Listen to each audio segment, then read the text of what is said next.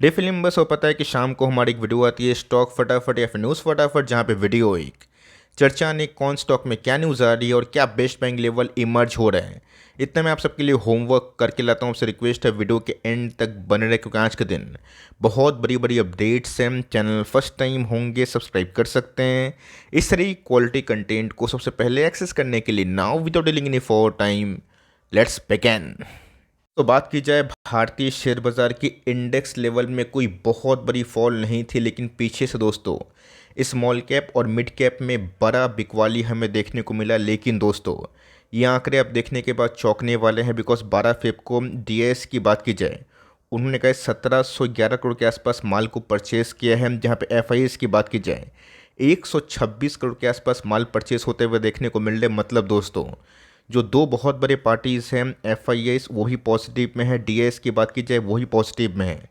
But despite आप सबको अच्छे से पता है कि मिड कैप और स्मॉल कैप में इतनी बड़ी फॉल देखने को मिली, इसके पीछे का इस कारण क्या है, चलिए उसको फाइंड आउट करना बहुत ही हद तक इंपॉर्टेंट हो जाता है। आपको अच्छे से पता है कि आज स्मॉल कैप इंडेक्स में गैस 4% के आसपास फॉल देखने को मिली। और येस, अगर आपके पोर्टफोलियो में रेलवे स्टॉक्स या फिर पीएसयू स्टॉक्स भरे हुए होंगे तो ऑफकोर्स आज का जो हीट है ना, आपके लिए काफ़ी नेगेटिव साबित हुआ होगा। और सिंपल सी बात है, स्मॉल कैप की बात की जाए इन सब का दोस्तों आपको पता है कि फ्री फ्लोट शेयर उतना अवेलेबल नहीं होता है। और ऑफकोर्स थोड़ी सी लिक्विडिटी निकल जाने से और थोड़ी सी लिक्विडिटी आ जाने से स्मॉल कैप की बात की जाए, मिड कैप की बात की जाए, उसमें तेज़ी का माहौल देखने को मिल जाता है। तो जी हाँ दोस्तों, यही कारण है ना कि मार्केट में थोड़ी बहुत कम लिक्विडिटी की वजह से, जो कि आरबीआई द्वारा हमें हॉकिश कमेंट्री देखने को मिली, उसके बाद ही आपने देखा होगा कि नोटिस किया होगा कि बहुत सारे स्मॉल कैप और मिड कैप में गिरावट शुरू होते हुए देखने को मिली। और ऑफ कोर्स इसका जो हीट है ना गाइस, एनबीएफसी भी अभी के टाइम सफ़र कर रही है। बीच में दोस्तों इन्फ्लेशन के आंकड़े आने वाले थे, भारतीय सीपीआई डेटा कैसे हमें देखने को मिल रहे हैं। तो जी हाँ दोस्तों, फोरकास्टेड जो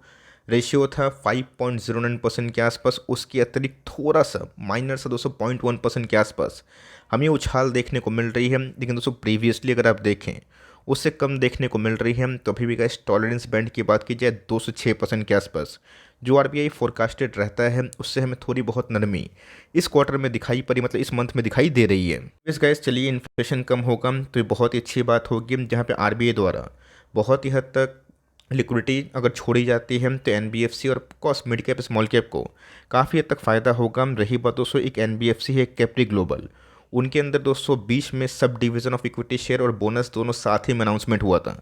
उसके गैस रिकॉर्ड डेट 5 मार्च को आ चुके हैं। रही बात दोस्तों दो का फेस वैल्यू एक में कन्वर्ट हो जाएगा, सबसे पहले स्टॉक डबल और उसके बाद दोस्तों 1:1 का बोनस हमें देखने को मिलेगा और उसके बाद ही डबल होगा। मतलब दोस्तों एक के बदले 4 शेयर्स मिल जाएंगे। तो रही बात दोस्तों इस क्वार्टर में ईयरली फ्रंट में कैप्री ग्लोबल है उनके नंबर्स हमें इनलाइन दिखाई दे रहे हैं। इसकी बात की जाए तो ईयरली बेसिस में काफ़ी शानदार है, बट क्वार्टरली फ्रंट की बात की जाए फ्लैटिश काइंड ऑफ माहौल देखने को मिल रहा है। और ऑफकोर्स स्टॉक में पिछले कुछ समय से हमें गिरावट दिखाई ज़रूर दी है। आप एक इन्वेस्टर हैं जिसने कैप्री ग्लोबल को बहुत ही long term point of view से खरीदा हुआ है, तो आप होल्ड कर सकते हैं। फ्रेश एंट्री की बात की जाए आप देख सकते हैं कि 70 का पी है दोस्तों, जो मार्केट में इस इंडस्ट्री के पी से बहुत ही सस्ता स्टॉक इवन मार्केट लीडर भी अवेलेबल है। तो फ्रेश एंट्री गैस उधर पे मुझे थोड़ा सा सही लग रहा है। रही बात आपकी एग्जिस्टिंग होल्डिंग है, आप कंटिन्यू कर सकते हैं, आपको प्रॉफिट बुक करने का मन कर रहा है, बहुत प्रॉफिट कमा लिए, तो गैस वो आपका निजी विचार होना चाहिए। एस्ट्रल की बात की जाए तो जी हाँ दोस्तों, आज वीक सेंटीमेंट में भी एस्ट्रल जैसे दिग्गज कंपनी 4.5% भागी। आप सबको अच्छे से पता है कि एस्ट्रल के नंबर्स मार्केट सेंटीमेंट से थोड़े से कम हमें देखने को मिले थे, बिलो एक्सपेक्टेशन।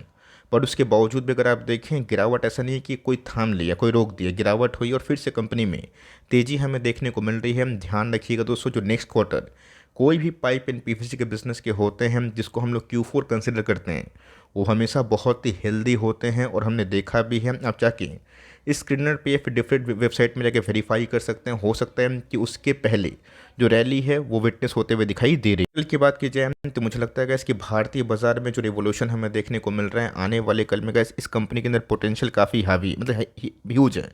ऑल्दो देखा गया तो 91 का पी दोस्तों हमेशा काफ़ी एक्सपेंसिव कंसिडर किया जाता है, बट इसने गैस 2 साल के टॉप से ना कोई बड़ी रैली नहीं करी है। बीच में तो गैस कंपनी बहुत बार गिरी भी थी और मैंने बहुत बार वीडियोस बनाया था कि लॉस में ना बेचें, आप चाहें तो भविष्य काल मतलब आने वाले कल के फ्यूचर के लिए एसआईपी इन सब भाव पे खरीद सकते हैं। तो देखा गया तो दोस्तों बाज़ार में ना हमेशा चीज़ें डिस्काउंटिंग और ऑफकोर्स फैक्टरिंग होती है। हो सकता है कि ये जो रैली है अगर 2000 के ऊपर कंफर्म होती है, ब्रेकआउट फ्रेश अगर हमें दिखाई पड़ता है तो शायद गैस बाजार पकड़ के चलेगा कि ऊपर के नंबर्स काफ़ी अच्छे आ सकते हैं, ऐसा गैस डेटा बताते हैं। अब देखते हैं कि कंपनी कब तक 2000 के ऊपर जाके स्टेबल होती है।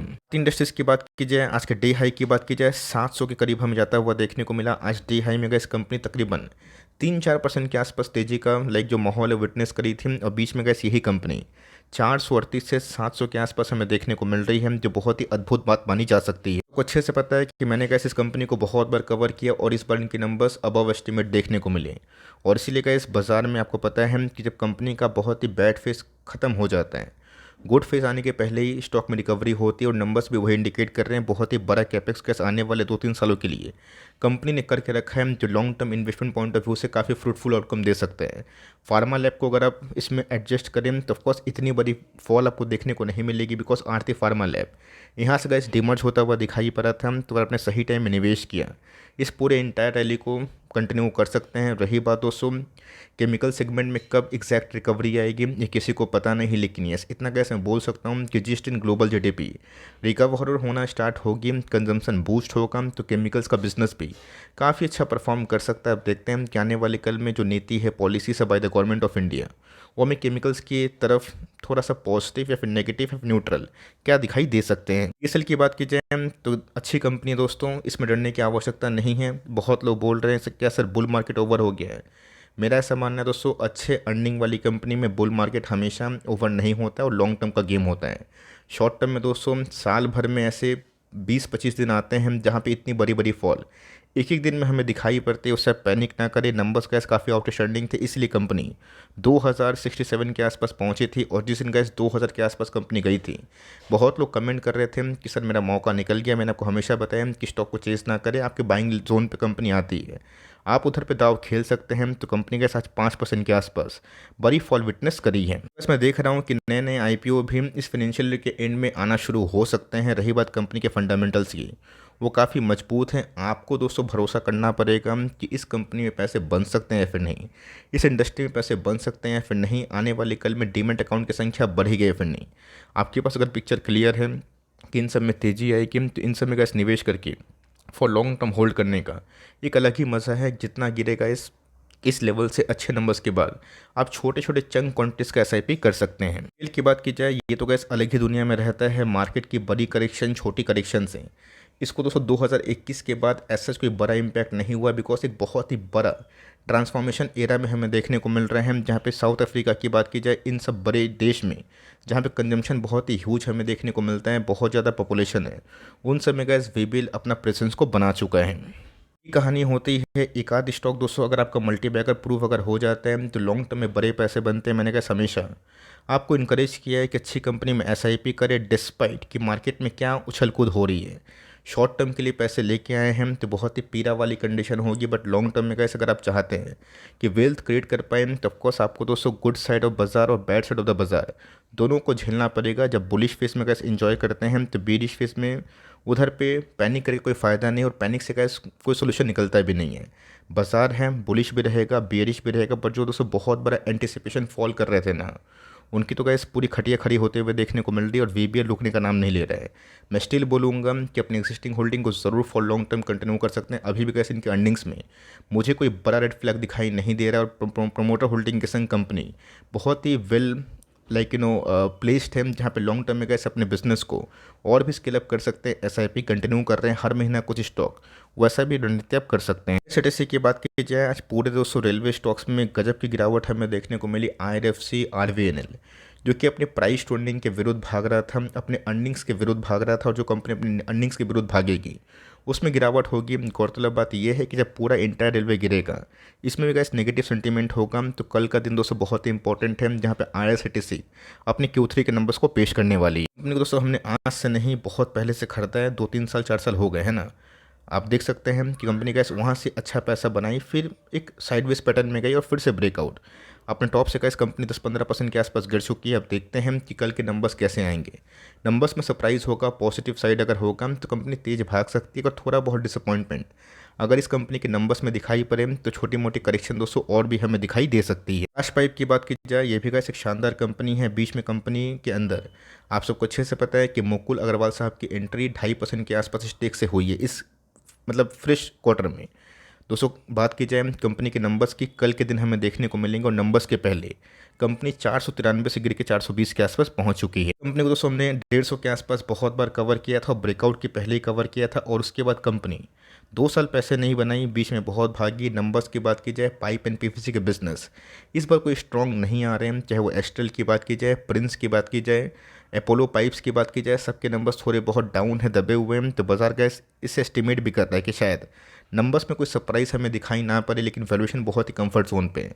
अब देखते हैं हम कि कल के दिन में एस्टिमेट्स नंबर्स कैसे पेश होते हैं। देखा गया अगर उस कंपनी 20 करोड़ के आसपास ऊपर से प्रॉफिट करती है उसके आसपास, तो कंपनी के अंदर जो अर्निंग्स हैं उसको काफ़ी अच्छा माना जा सकता है। अब देखते हैं हम कि 20 करोड़ से कंपनी के प्रॉफिट नीचे आएंगे या फिर ऊपर आएंगे। सीएल की बात की जाए तो ये तो गैस अलग दुनिया में जाता हुआ देखने को मिल रहा है। आज डे हाई की बात की जाए 409 जो कंपनी की लाइफ टाइम हाई है। बीच में ही कंपनी गैस 202 या फिर 209 के आसपास आई थी, और वहाँ से गैस कंपनी 1 आध साल में डबल हो चुकी है। नंबर्स की बात की जाए 14 फेब को इनके नंबर शेड्यूल है, जिस हिसाब से गैस कंपनी में रैली हमें देखने को मिल रही है।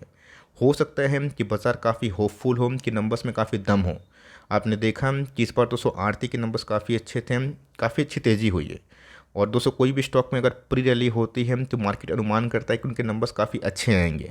अब देखते हैं कि परसों के दिन कैसे नंबर्स आते हैं। हो सकता है कि स्मार्ट निवेशक परसों के पहले ही एक दिन पहले प्रॉफिट बुकिंग कर ले, हम लोग का इस नंबर्स देखना है, और उसके बाद हम लोग जज करेंगे कि कंपनी में अर्निंग्स का पोटेंशियल कैसा दिखाई दे रहा है। ये ग्रेड की बात की जाए, ये भी गैस नॉन स्टॉप रैली कर रहा था, और जो company gas non stop rally करेगी उसमें कभी ना कभी टॉप से 20-30-40% के आसपास गिरावट होगी ही। इनके नंबर्स भी कब आएंगे? 14 फेब को दोस्तों कंपनी की नंबर शेड्यूल है, और उसके पहले कंपनी 2400 से गिर के 2000 के आसपास पहुंच चुकी है। पर दोस्तों इतना गिरने के बावजूद भी कंपनी एक मल्टी बैगर है, 5000% के आसपास पैसे बनाए। इन सब लेवल्स में गैस हमने कंपनी पे ग्रैब किया था मौका, और उसके बाद गैस बहुत ही पैसे बने, और इतने पैसे गैस इतने शॉर्ट टर्म में अनएक्सपेक्टेड था, एटलीस्ट मेरे लिए। और दोस्तों जो बात सच है उसको बताने में कोई हर्ज नहीं है। अगर मेरे होल्डिंग कंपनी में कोई कंपनी अंधाधुन रैली करेगी तो उधर पे गैस फियर का तो माहौल होगा। और मैंने गैस ये एंटिसिपेशन बोला भी था कि रेलवे स्टॉक और जिस हिसाब से पावर स्टॉक में तेज़ी आ रही है, देखना बनता है कि पीछे से ईपीएस का सपोर्ट मिलेगा या फिर नहीं। अर्निंग का सपोर्ट मिलेगा तो करेक्शन के बाद फिर से खड़ा हो जाएगा, अर्निंग का सपोर्ट नहीं मिलेगा तो फर्दर गैस वेट करना पड़ेगा कि कब तक उनके अर्निंग्स ठीक हो सकते हैं। देखते हैं गैस के परसों के दिन कंपनी नंबर्स कैसे पेश करती है। आपने अगर बहुत ही लोअर लेवल्स पे खरीदा है तो होल्ड करें, कोई डरने वाली बात नहीं है। अगर प्रॉफिट बुक करना चाहते हैं तो मैं एक ही बात बोलूँगा कि नंबर्स की बात आप जज कर सकते हो। मिंडा की बात की जाए, नंबर्स क्या उतने ख़राब थे जिस कंपनी में दोस्तों इतने अच्छे अर्निंग्स के बावजूद भी 2021 का टॉप कंपनी तोड़ नहीं पा रही है। ईपीएस 200 पीछे 3 टाइम्स हो गए हैं, उसके बावजूद भी अगर आप देखें तो यूनो मिंटा 700 का लेवल बहुत ही स्टिफ रेजिस्टेंस बना के रखी है। तो गैस ये सब मौका बहुत ही अच्छा लगता है जहाँ पे अच्छी क्वालिटी कंपनी जिनके अर्निंग्स का प्राइस टू अर्निंग की बात की जाए, वैल्यूएशन की बात की जाए, मुझे अगर 3 साल के लो पे मिलता है, अर्निंग्स लाइफ टाइम हाई पे है, मुझे गैस कोई संकोच नहीं होता है। बिकॉज अगर इतनी बड़ी रैली हुई है ना, पीछे से गैस अर्निंग का सपोर्ट हुआ है। आप जाके 220 साल का इतिहास देखते हैं ना, जाके ये भी चेक करा करें कंपनी उस दौरान कितना प्रॉफिट पेश की है। प्रॉफिट में उछाल होगा तो ही गैस कंपनी मल्टीबैगर बनती है। बियरिश फेज में गैस कंसोलिडेशन फेज में थोड़ा पैनिक तो होता है, बट कंपनी अच्छी रहेगी ना। मैं आपको इतना बता सकता हूँ कि लॉन्ग टर्म में गैस आप बहुत ही मैच्योर इन्वेस्टर हो जाएंगे जो पढ़ना सीख जाएगा कि कब कंपनी को कैसे किस पैरामीटर में हमें खरीदना है फिर बेचना है। आप देखें दोस्तों पीए इंडस्ट्रीज के नंबर्स ब्लॉकबस्टर थे, सारे एस्टिमेट को बीट करने के बावजूद भी कंपनी आज हमें 3% का प्रॉफिट बुकिंग शिकार पे देखने को मिल रही है। रीज़न क्या है? Chemical sentiment. यस, आरती इंडस्ट्रीज में तेज़ी आ रही है, एफसीएल में आ रही है, वो एक्सेप्शनल है, बट पूरा का पूरा दोस्तों इंटायर जो केमिकल स्टॉक्स बास्केट है ना, उसमें ऐसा कोई बड़ी तेज़ी हमें दिखाई नहीं दी है। दोस्तों अगर आपको पीछे से नंबर्स को पढ़ना आता है तो आपको खुद समझ में आ जाएगा कि ये मौका या फिर धोखा। ये बहुत ही रेयर हमें देखने को मिलता है कि पीए इंडस्ट्रीज 30-32 के पी में मिल रही है, बिकॉज हमेशा से गैस एक बहुत ही एक्सपेंसिव वैल्यूएशन में चलने वाली कंपनी है।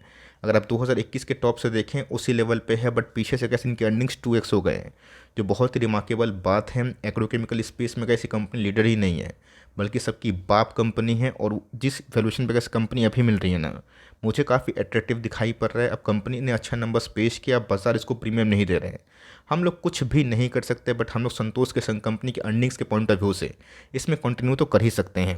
ऑर्गेनिक की बात की जाए तो जी हाँ दोस्तों, स्ट्रीट ने जो अनुमान किया था कि नंबर्स कितने प्रॉफिट आएंगे, उससे थोड़े प्रॉफिट हमें डिप होते हुए देखने को मिल रहे हैं। और इसमें कैसे कोई सरप्राइज वाली बात नहीं है।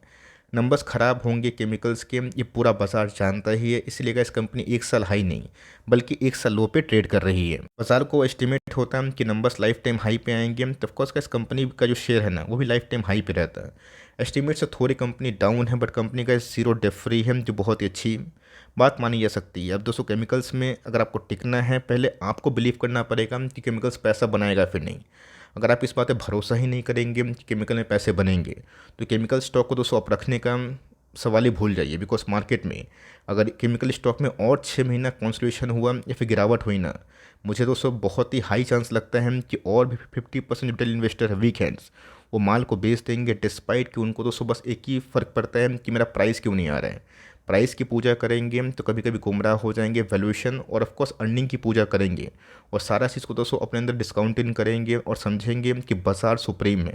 तभी दोस्तों होल्ड करने का आपको ऑफकोर्स एक कन्विक्शन मिलेगा। फाइनेंस की बात की जाए, बीच में गैस कंपनी 1500 के आसपास गई थी, और उसके बाद हमें 200 पॉइंट के आसपास फॉल देखने को मिला। और ये फॉल दोस्तों थोड़ा सा इंटेंसिफाई तब हो चुका है जब आरबीआई काफ़ी हॉकिश टोन पे बात कर रही है। दोस्तों, इनके पीयर्स की बात की जाए, मनापुरम के ब्लॉकबस्टर नंबर्स होने के बावजूद भी उस कंपनी में तेज़ी नहीं आई।